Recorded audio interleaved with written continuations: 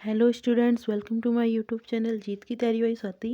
Hi students, आप सभी लोग कैसे हैं? उम्मीद करती हूँ आप सभी लोग अच्छे होंगे और अपनी तैयारी में शानदार तरीके से लगे होंगे। तो स्टूडेंट्स, आज की इस वीडियो में आपको शास्त्रीय नृत्य विधाएँ समझाने जा रही हूँ। शास्त्रीय नृत्य विधाएँ क्या क्या होती हैं, कौन से राज्य से होती हैं, वो इस वीडियो के माध्यम से मैं आपको बताना चाह रही हूँ। तो आपको अगर ये वीडियो अच्छी लगे तो प्लीज़ चैनल को सब्सक्राइब कीजिए और वीडियो अच्छी लगे तो लाइक कीजिए और ज़्यादा से ज़्यादा शेयर कीजिए। बढ़ते हैं अपने पहले टॉपिक की तरफ, देखते हैं आज की जो वीडियो है इसका पहला टॉपिक क्या है। इसी तरह मैं आपको सारे टॉपिक आगे भी कराऊंगी स्टैटिक जीके के, ठीक है। तो यहाँ पे क्या है, शास्त्रीय नृत्य विधाएँ। शास्त्रीय नृत्य विधाएँ यहाँ पे देखिए, इनको क्या बोलते हैं इंग्लिश में, क्लासिकल डांसेज।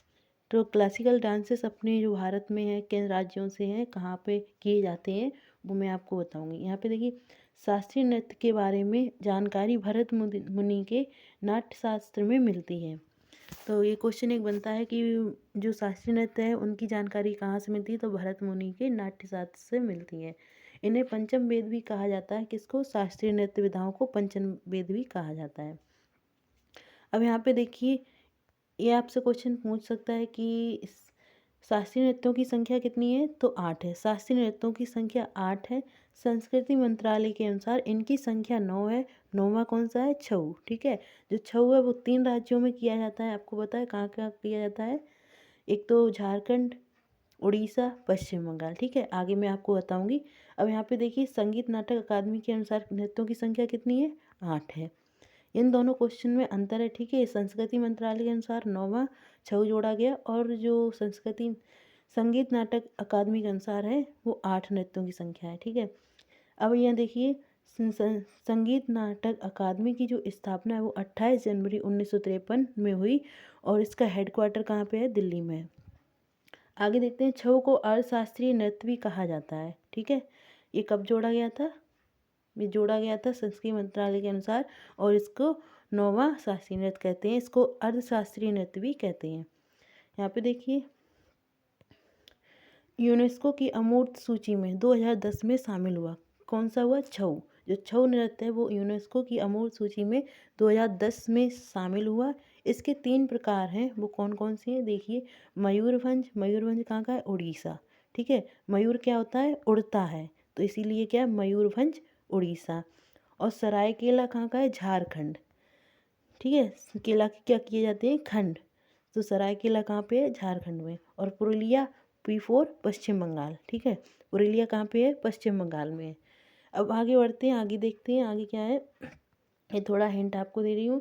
भारत में क्या है जो यूनेस्को में शामिल, कौन कौन से थे? विश्व धरोहर स्थल। विश्व धरोहर स्थल जो है यूनेस्को में वो कितने हैं? 43 इंडिया की तरफ से। और सबसे ज़्यादा कहाँ पे है? इटली में 60, ठीक है। और अमूर्त सांस्कृतिक विरासत ये कितने हैं जिनको हम छू नहीं सकते हैं? वो 15 हैं।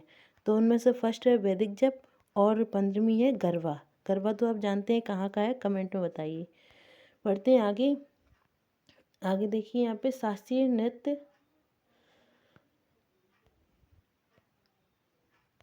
यहाँ पे आगे बढ़ते हैं। यहाँ पे देखिए, शास्त्रीय नृत्य एवं राज्य, ठीक है। यहाँ पे आपको शास्त्रीय नृत्य और उनसे संबंधित राज्य दिए गए हैं। ये देखिए, भरतनाट्यम। भरतनाट्यम कहाँ पे होता है? तमिलनाडु। भरतनाट्यम तमिलनाडु में होता है, जो कि सबसे पुराना ही नृत्य है। इसको सादिर नृत्य भी कहा जाता है। और इससे क्या होता है? मंदिरों में अग्नि नृत्य के रूप में भी किया जाता है। महिलाएं जो है आग दिया जला के नृत्य करती हैं, ठीक है। ये सबसे पुराना है। अभी मैं आपको इसको याद करने की ट्रिक भी बताऊंगी।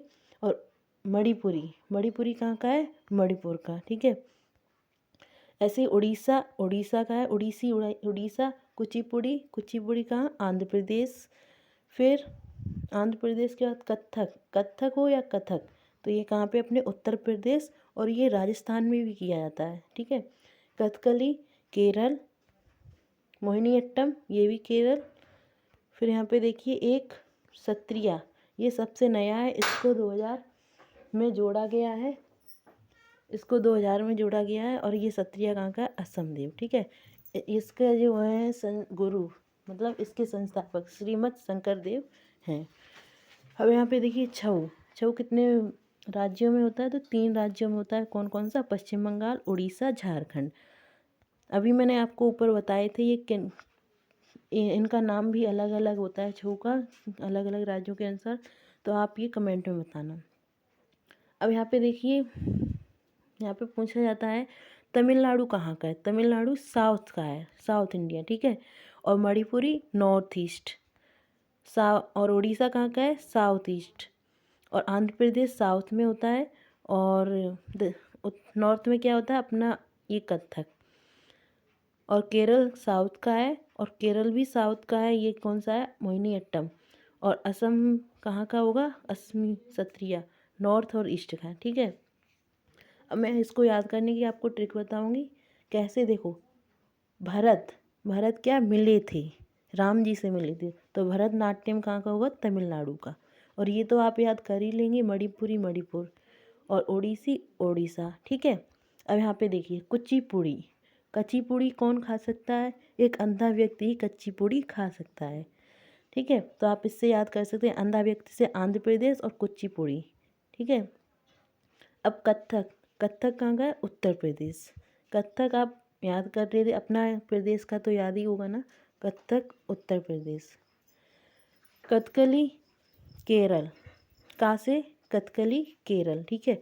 केरल के 2 शास्त्रीय नृत्य हैं, एक कथकली और दूसरा मोहिनीअट्टम, ठीक है। ये भी आप याद करना।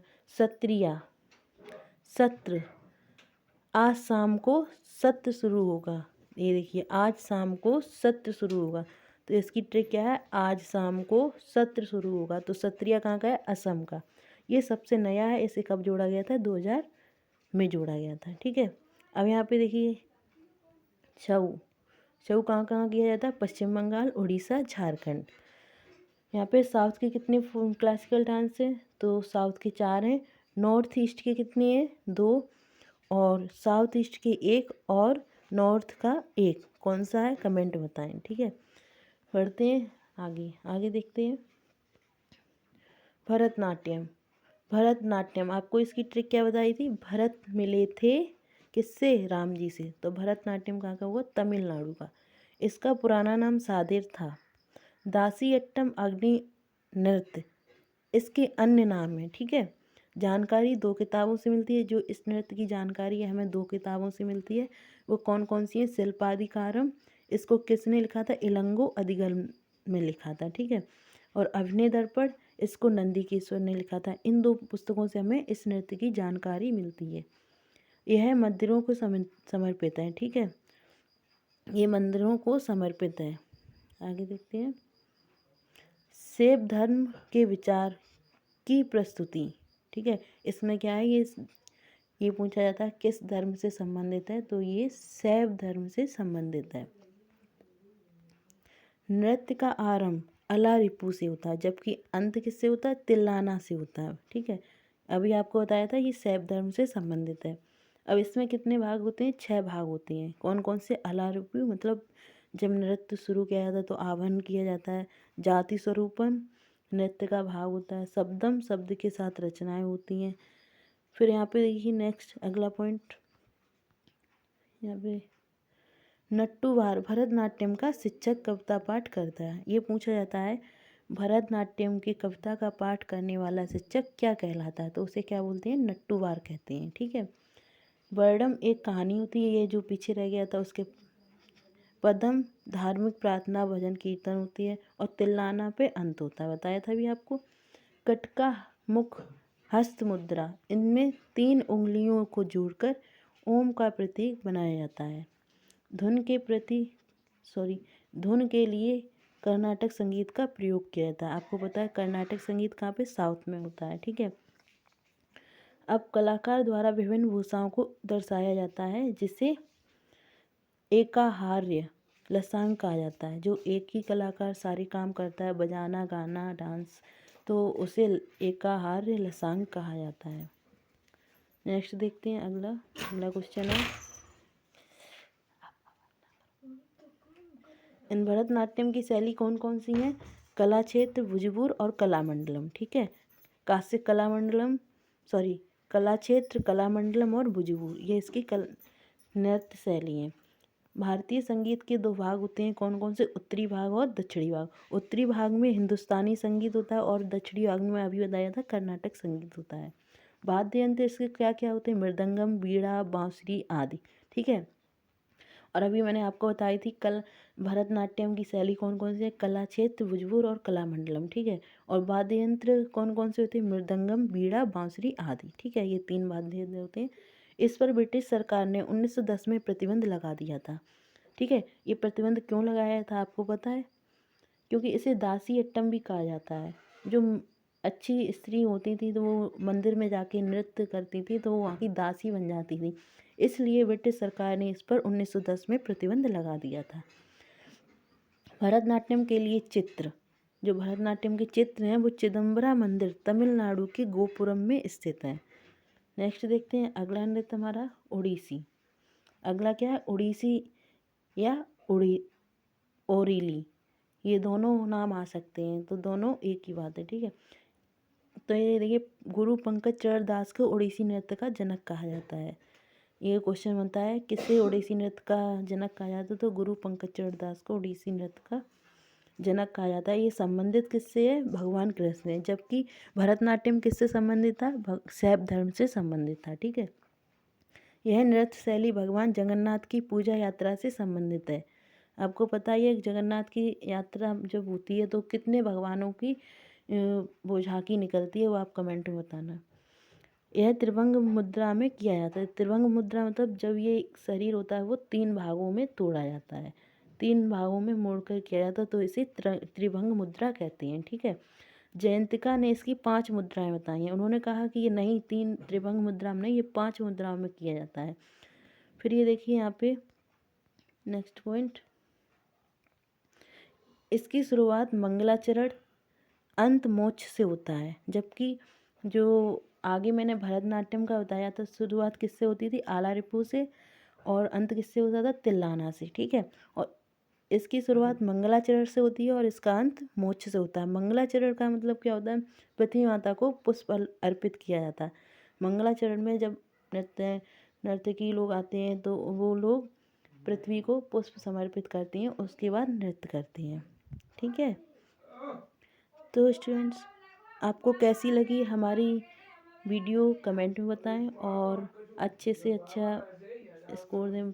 आप ज़्यादा देखें, अगर आपको अच्छी लगी तो शेयर करना। ठीक है। आगे भी मैं आपको इससे संबंधित कलाकार लेकर आऊँगी। ठीक है। तब तक बने रहिए हमारे चैनल के साथ। मिलते हैं अगली वीडियो में टॉपिक 2 के साथ, संबंधित कलाकार। ठीक है। धन्यवाद। Take care.